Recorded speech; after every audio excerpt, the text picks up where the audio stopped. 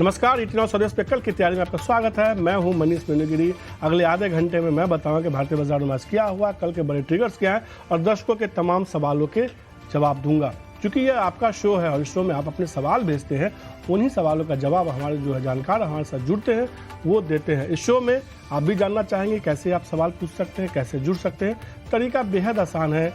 आपको जो है अपना नाम, अपने शहर का नाम, कौन सा शेयर आपने लिया है, किस भाव पे लिया है, क्या नज़रिया ट्रेडिंग का है, निवेश का है, 1 साल के लिए रखना है, 5 साल के लिए रखना है, ये तमाम बातें जो है आप इस नंबर पर व्हाट्सअप कर सकते हैं। इसके बाद दूसरा तरीका ये है कि आप सोशल मीडिया प्लेटफॉर्म पर जाइए, इतना स्वदेश को ट्विटर, फेसबुक, इंस्टाग्राम पर फॉलो कीजिए और वहाँ भी आप अपने सवाल भेज सकते हैं। वहाँ बस आपको KKT लिखना है, स्पेस देना है और कल की तैयारी के साथ ही जो है आपको सोशल मीडिया प्लेटफॉर्म पर भी आप अपने सवाल भेज सकते हैं। उसके अलावा दूसरा तरीका है कि वो भी है और तीसरा तरीका और भी है जिसके जरिए आप सवाल भेज सकते हैं। व्हाट्सअप, फेसबुक पर जाइए, ट्विटर पे जाइए, यहाँ भी आप सवाल भेज सकते हैं। तीसरा तरीका है जो और भी आसान तरीका है, यूट्यूब पे जाइए, यूट्यूब शो को देखिए, कल की तैयारी शो को आप देख सकते हैं। वहाँ पे कमेंट बॉक्स में अपने सवाल भेजिए और वहाँ से भी हम आपके सवाल लेंगे और जानकारों से उन सवालों पे जवाब पूछेंगे क्या करना चाहिए। वैसे आज का ट्रेड में देखें कि तो बाजार में जो है लास्ट के आधे घंटे में एक शानदार रिकवरी देखने को मिली। निफ्टी में कहीं ना कहीं कह सकते हैं कि दिन के ऊपरी स्तर के आसपास ही बंद होने में कामयाब हुआ। 47,201 का हाई है, 47,190 के आसपास बंद हुआ, तो इसको हम कह सकते हैं कि पॉजिटिव नोट पे बंद हुआ निफ्टी बैंक। आज निफ्टी बैंक की एक्सपायरी थी, कल निफ्टी की एक्सपायरी है। निफ्टी का चार्ट देखिए, वहाँ भी अच्छी रिकवरी देखने को मिली। 20,950 का हाई था, 20,929 के आसपास हम बंद हुए, 26 के आसपास बंद हुए, एडजस्टेड भाव है। तो कहीं ना कहीं कह सकते हैं कि आज एक अच्छी मजबूती यहाँ भी देखने को मिली और निफ्टी और बैंक निफ्टी दोनों ने लास्ट के आधे घंटे में एक अच्छी रिकवरी दिखाई। लेकिन कुछ स्टॉक्स देखिए आज के ट्रेड में, REC, PFC शानदार तेजी देखने को मिली। दोनों शेयर में कह सकते हैं कि 8-9% की मजबूती देखने को मिली, दिन के ऊपरी स्तर के आसपास बंद हुए। इसके अलावा एडा का स्टॉक्स देखिए, वहाँ हमने देखा कि आज के ट्रेड में अच्छी मजबूती देखने को मिली। कुछ स्टॉक जिसमें आज गिरावट देखने को मिली, 10% सर्किट में बंद हुआ एडा का शेयर, जिसमें आज हमने गिरावट देखी, जिसकी वजह से कह सकते हैं कि एक समय बाजार में जो डिप आया वो वजह बना IT स्टॉक्स, TCS, इन्फोसिस जैसे स्टॉक्स देखे, वहाँ दबाव देखने को मिला। इसके अलावा आज वापस से हमने देखा कि शुगर स्टॉक्स में थोड़ा मुनाफा वसूली देखने को मिली। बलरामपुर चीनी जैसे स्टॉक्स आज के ट्रेड में कमजोर होते हुए देखे, गिरावट देखने को मिली। HPCL में वापस से थोड़ी खरीदारी लौटी, आज के ट्रेड में मजबूती देखने को मिली। तो OMC में कह सकते हैं कि HPCL एक शेयर था जो तेजी को लीड कर रहा था। इसके अलावा सरकारी कंपनियों में सेल कंपनी है, मिटल कंपनी, जहां मजबूती देखने को मिली। HPCL दिन के ऊपरी स्तर के आसपास ही बंद होने में कामयाब हुआ। Mid cap, small cap share में आज के ट्रेड में एक अच्छी मजबूती देखने को मिली है। तो ये ट्रेंड क्या कहता है और यहाँ से बाजार पर क्या नज़रिया जानना होना चाहिए, फटाफट चलते हैं अपने दोनों जानकारों के पास, समझने की कोशिश करते हैं। हमारे साथ जो है आशीष महेश्वरी साहब है और आदित्य अरोड़ा है। आप दोनों का शुक्रिया और नमस्कार। आशीष सर, जिस तरीके से हमने देखा कि तेजी के बाद ये नॉर्मल था, कल मुनाफा वसूली, आज भी थोड़ी गिरावट, फिर एक अच्छी रिकवरी, बस इसको मुनाफा वसूली के तौर पे ही माने, गिरावट पर खरीदारी का मौका ढूंढे। जी बिल्कुल, और इनफैक्ट आज उसका बिल्कुल एक डेमोन्स्ट्रेशन था। मार्केट इतना खराब था और आप देखिए लास्ट आधे घंटे में पूरा मार्केट रिवर्स हो गया। तो उसके पीछे एक बड़ी फैक्टर ये है कि जो FIs की तरफ से बाइंग का हमें दौर देखने को मिल रहा है, तो काफी स्ट्रॉन्ग बाइंग। आप देखिए पिछले पूरे महीने में करीब 16,500 करोड़ का बाइंग था। अभी 13 दिन ही, 12 दिन का ही जो डेटा अवेलेबल है उसमें 22,000 करोड़ के आसपास का बाइंग ऑलरेडी हो चुका है FIs की तरफ से। और मुझे लगता है कम से कम ये 40,000 करोड़ का आंकड़ा आपको साल दिसंबर के महीने में देखने को मिल सकता है। बिल्कुल गिरावट पे बाइंग करने की एडवाइस है और मेरा मानना है काफ़ी फंड जो फॉरेन इंस्टीट्यूशनल इन्वेस्टर्स का जो भारतीय बाजार की तरफ देख रहा है और जैसे कोई भी गिरावट आती है वो बाइंग करने आते हैं। तो ये दौर जारी रहेगा। फेड और नो फेड, आई थिंक जो बुल रन है बाजारों में वो इंटैक्ट। तेजी का नजरिया बना हुआ रहेगा। आदित्य, जल्दी से लेवल बता दीजिए निफ्टी, बैंक निफ्टी पे। देखिए आज बहुत शानदार रिकवरी देखने को मिली और निफ्टी में मुझे लगता है कि 20,900 एक बहुत अच्छा सपोर्ट है बाजार के लिए। जब तक वो क्रॉस नहीं होता तो तेजी का ही मूड बनाना चाहिए। तो यहाँ से स्टॉप लॉस रहेगा, इस लेवल पे खरीदा जा सकता है और स्टॉप लॉस रहेगा 20,900 और टारगेट रहेगा 21,200 से लेके 21,300। मैं फ्यूचर लेवल्स जी, अब निफ्टी बैंक, मैं फ्यूचर लेवल की बात करूँ, थोड़ा सा प्रीमियम में ट्रेड कर रहा है। बिल्कुल। और बैंक निफ्टी की बात करें अगर हम फ्यूचर्स की, तो 47,400 अभी चल रहा है, उस भाव से खरीदा सकता है। स्टॉप लॉस रहेगा 47,000 का और टारगेट रहेगा 47,800 से लेके 48,200। पर निफ्टी बैंक फ्यूचर की बात करें 4700 का इस लेवल पर खरीद सकते हैं, 4700 का आसपास का आपको स्टॉपर्स लगाना, 47,800 तक का लक्ष्य देखने को मिल सकता है। अब बिना देरी किए हुए सवाल जवाब के सिलसिला को शुरू करते हैं। जो पहला सवाल है दीपक शर्मा जी का है। SBFC फाइनेंस पे उनका सवाल है। 4,227 शेयर उन्होंने लिया है। उन्होंने 91 रुपये 95 पैसे का भाव पे लिया है। सबसे पहले शेयर को देखें क्या ये ट्रेड कर रहा है, तो अभी ये 92 के आसपास ये ट्रेड कर रहा है, उनके खरीद के भाव के आसपास ये ट्रेड कर रहा है। SBFC फाइनेंस क्या रहेगी आशीष सर? देखिए ऑलमोस्ट ऑलरेडी अपने 50 वीक हाई के पास में ये स्टॉक ट्रेड कर रहा है। फंडामेंटली काफी अच्छी कंपनी है। हमने देखा लास्ट 6 महीनों में करीब मुनाफा 100 करोड़ रुपए के आसपास कंपनी ने अर्जित भी किया है और जो पोस्ट IPO भी काफी अच्छे इसमें रिटर्न्स बने हैं। तो मेरी सलाह रहेगी कि अभी स्टॉक बने रहे। मैं बुलिश हूँ NBFC और BFSI सेगमेंट को लेकर और मेरा लक्ष्य अगले 6 महीनों में स्टॉक के लिए करीब 120 से 125 रुपए का रहेगा। ये अगले 6 महीने में 120 तक का लक्ष्य देखने को मिल सकता है। राजेश पटेल जी का अगला सवाल है। IDFC फर्स्ट बैंक पे 1400 शेयर के पोर्टफोलियो में 170 रुपये के भाव पे है, क्या राह होगी आदित्य शेयर पे आपकी? देखिए अभी फाइनेंशियल्स जो चल रहे हैं काफी तेजी में चल रहे हैं, तो मेरी यहाँ पे तेजी की सलाह रहेगी। अभी स्टॉक देखा जाए तो कंसोलिडेशन के थ्रू जा रहा है, तो 87.50 है, तो हम एक्सपेक्ट कर सकते हैं स्टॉक 90 से 94 तक जाए और आपको स्टॉप लॉस एक मेंटेन करना चाहिए 86 का। शेयर तौर पे IDFC फर्स्ट बैंक पे। जो अगला सवाल है मुकेश कुमार जी का बिहार से। BPCL पर उन्होंने सवाल पूछा। 88 शेयर के पोर्टफोलियो में 425 रुपये के भाव पे। OMC स्टॉक्स पे हमने बड़ी तेजी देखी आशीष सर, गजब की तेजी कह सकते हैं, क्या रहा होगी BPCL पे आपकी? देखिए BPCL भी अभी आपको जो प्राइस देखने को मिल रहा है 482 का हाई था, उसके बाद से हमने देखा थोड़ा कंसोलिडेट हो रहा है और कंपनी ने जो डिविडेंड भी आया तो ये एक्स डिविडेंड आपको प्राइस मिल रहा है। 21 रुपए का इंटरम डिविडेंड था कंपनी में। तो ये देखा जाए तो 460 के आसपास है और जिस हिसाब से क्रूड 6 महीनों के निचले न्यूनतम स्तर पर आ गया है, मुझे लगता है कि बिल्कुल OMC अच्छा परफॉर्म करते रहेंगे। जरूर थोड़ा सा करेक्शन इसलिए आया कि शायद सरकार कोई कंटेम्पलेट कर रही है कि प्राइसेस फ्यूल के नीचे की साइड जाए, पर मुझे नहीं लगता कि बहुत ज़्यादा इफेक्ट इन कंपनीज पर आएगा। और मुझे लगता है ये वाला साल जो है BPCL, HPCL, IOC के लिए बम्पर प्रॉफिट्स का साल रहने वाला है। इनफैक्ट BPCL, HPCL, IOC तीनों पे मैं बुलिश हूँ और तीनों पे ही बाई की सलाह है। OMCs ने बहुत ज़्यादा परफॉर्म नहीं किया पिछले कुछ सालों में, तो अब इसका परफॉर्मेंस आप देखेंगे कि काफ़ी अच्छा आने वाला है, नंबर्स काफ़ी अच्छे हैं। तो इन तीनों पे बाई की सलाह। CL IOC तीनों पे पॉजिटिव है और BPCL पे तो खरीदारी करने के होल्ड करने की सलाह वो दे रहे हैं। जो अगला सवाल है अपोलो टायर पे विवेक जी का सवाल है। 100 शेयर के पोर्टफोलियो में 420 रुपये 90 पैसे के भाव पे। अपोलो टायर में हमने देखा एक बड़ी रैली देखने को मिली, हालांकि अभी जो है पिछले 4 सत्रों से गिरावट देखने को मिल रही है। हालांकि ये शेयर 375 से जो है 475 तक गया था, वन वे रैली देखने को मिली थी। क्या रहा होगी अपोलो टायर पे आपकी आदित्य?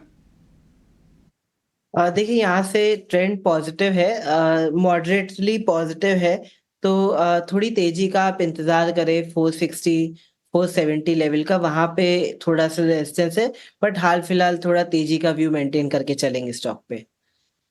तो सीधे तौर पे तेजी देखने को मिल सकती है। अगला जो सवाल है राघव जी का वाराणसी से। इन्फीबीम पे उन्होंने सवाल पूछा। 1000 शेयर उनके पास है 22 रुपये 20 पैसे के भाव पे।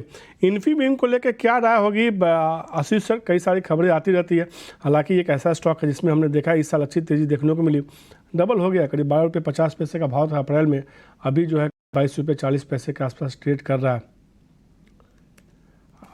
थोड़ा मोमेंटम प्ले वाले स्टॉक रहते हैं। सबसे पहले इसका एक मिनट इसका अपडेट कीजिए। ये 22 रुपये 20 पैसे पे खरीदा हुआ है, 22 रुपये 20 पैसे, 420 नहीं, 22 रुपये 20 पैसे पे राघव जी ने खरीदा, 1000 शेयर खरीदा। इसको पहले अपडेट कीजिए। हाँ बताइए सर, आशीष सर। मेरा मानना है कि ये थोड़े से इन्फीबीम रेवेन्यू जैसे स्टॉक एक मोमेंटम प्ले करने के लिए ठीक रहते हैं।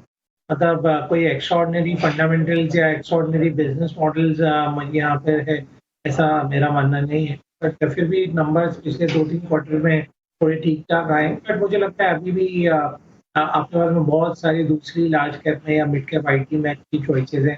तो यदि 26-27 तक आपको प्राइस मिलता है यहाँ पे, तो एक बार आप यहाँ से एग्जिट ले सकते हैं। मुझे नहीं लगता इस स्टॉक में मल्टी बैगर होने का या यहाँ से कोई बहुत बड़े रिटर्न देने का पोटेंशियल इस लेवल से निकलने का ही तलाशी है, ये आशीष सर सीधे तौर पर राय बता रहे हैं। और थोड़ी देर में आशीष सर से मैं वीआईपी स्टॉक्स पूछूंगा, आप चाहें तो उसमें किसी शेयर में स्विच कर सकते हैं। इन्होंने 22 रुपये 20 पैसे का, ये हुई बात ना, 100 रुपये का उनका भी प्रॉफिट हो रहा है, निकलने का मौका तलाश है शेयर से। जो अगला सवाल है जिस पे राय पूछेगा, जितेंद्र जी का अहमदाबाद से सवाल है। उन्होंने BHEL पर सवाल पूछा है, 5000 शेयर उनके पास है 82 रुपये के भाव पे।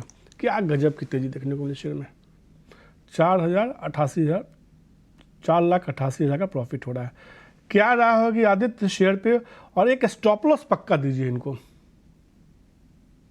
देखिए, व्यू डिपेंड करता है कि ये कितना टाइम होल्ड करना चाहते हैं, पर मुझे लगता है कि स्टॉक एक अप ट्रेंड में है और वो अप ट्रेंड वायलेट हो सकता है अगर 173 ब्रेक होता है। तो 173 के नीचे अगर स्टॉक ट्रेड करता है तो आप इसमें अपना मुनाफा बांध सकते हैं। तो वो ट्रेलिंग स्टॉप लॉस रख के आप इसमें आगे चलिए। सबसे पहले तो मेरी तरफ से भी निवेदन है, आदित्य ने भी कहा 173 रुपये का आप उसमें स्टॉप लॉस लगाइए। मुनाफा देखने का कोई फायदा नहीं जब तक मुनाफा जेब में नहीं है। 173 का लगाइए, एक बार स्टॉप लॉस ट्रिगर हो जाए तो आप निकल जाइए, प्रॉफिट लीजिए, फिर नीचे आए तो फिर खरीदारी करके चल सकते हैं। कोई और शेयर में पूछना हो तो आप स्वदेश पे सवाल पूछ सकते हैं। जो अगला सवाल है ज्ञानचंद जी का है सवाल, ज्ञानचंद मिश्रा जी ने सवाल पूछा है, इप्का लाइक पर जानना चाहते हैं। 52 शेयर है उनके पास, 1167 रुपये के भाव पे। पिछले दिनों लगता है तेजी आई तो उसी तेजी में उन्होंने खरीदा है। क्या राय होगी इप्का लैब को लेकर आशीष सर?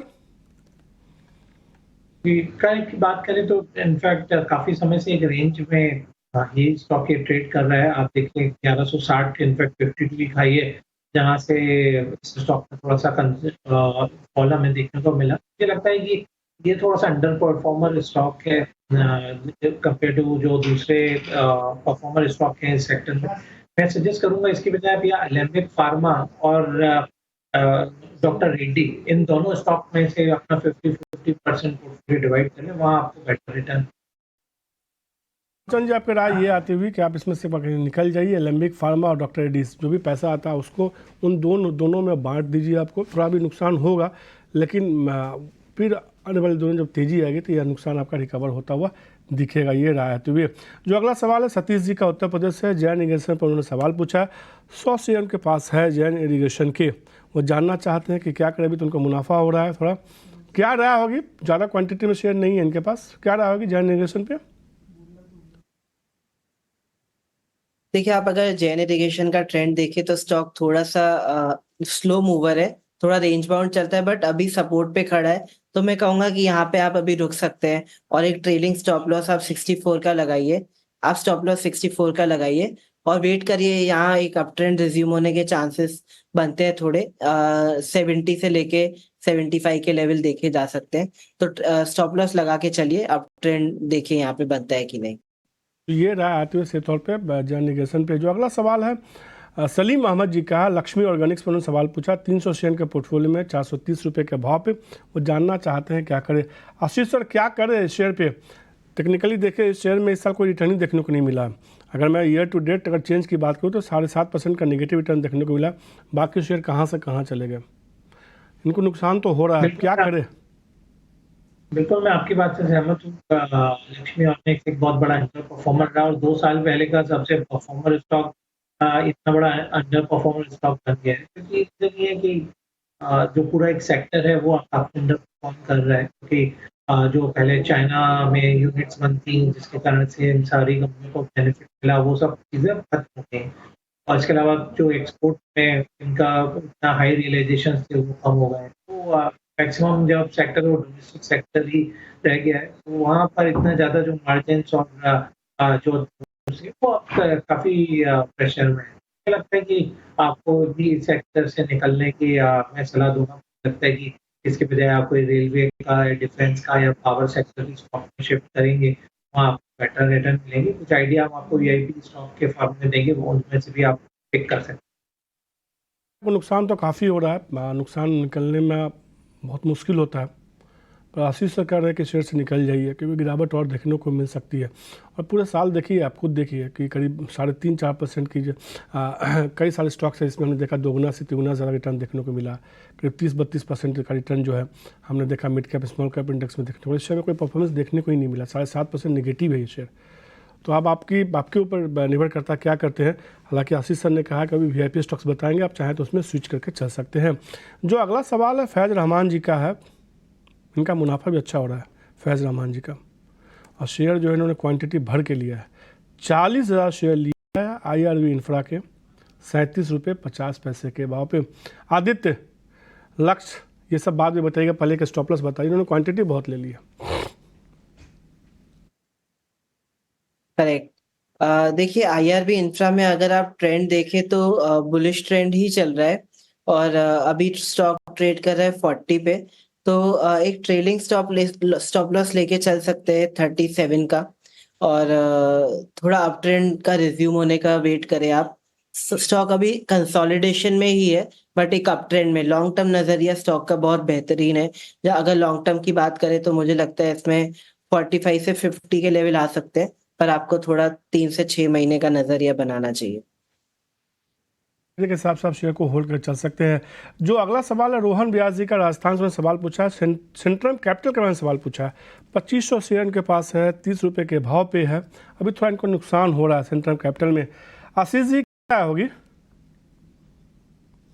ठीक है, सेंट्रम कैपिटल भी एक मिड साइज NBFC स्टॉक है, बट काफी अंडर परफॉर्मर रहा है। ये आप देखें पिछले 6 महीने साल भर में कोई बहुत ज्यादा रिटर्न जो दूसरे स्टॉक्स ने दिया उतना रिटर्न नहीं बना है। एक साल में 12-13% का ही सिर्फ रिटर्न है। तो मेरी सलाह रहेगी इस स्टॉक में से आप निकल जाएं और इसके बजाय थोड़ा PSU बैंकिंग स्टॉक चाहे या बैंक ऑफ महाराष्ट्र हो या यूको बैंक हो, वहाँ निवेश करेंगे तो वहाँ एटलीस्ट कुछ रिटर्न मिलेगा। इसके अलावा मैं PNB भी मुझे अच्छा लगता है, पर थोड़ा सा आपकी रेंज से ज़्यादा है, नहीं तो PNB भी ले सकते हैं 787-88 के आसपास। उसमें भी आपको 3 डिजिट जल्दी देखने को मिलेगा। पर सेंट्रम से एक बार निकल सेंट्रम से आप एक बार के लिए निकल जाइए राह आते हुए, सीधे तौर पर आपके लिए रोहन जी, आशीष जी की तरफ से। तब आशीष सर ने कई स्टॉक्स पे कहा है कि आप इससे निकल जाइए, नुकसान हो रहा है, ये शेयर नहीं चलेगा, तो फिर आपका सवाल होगा मैं खरीदूँ क्या? स्टॉक्स देखिए,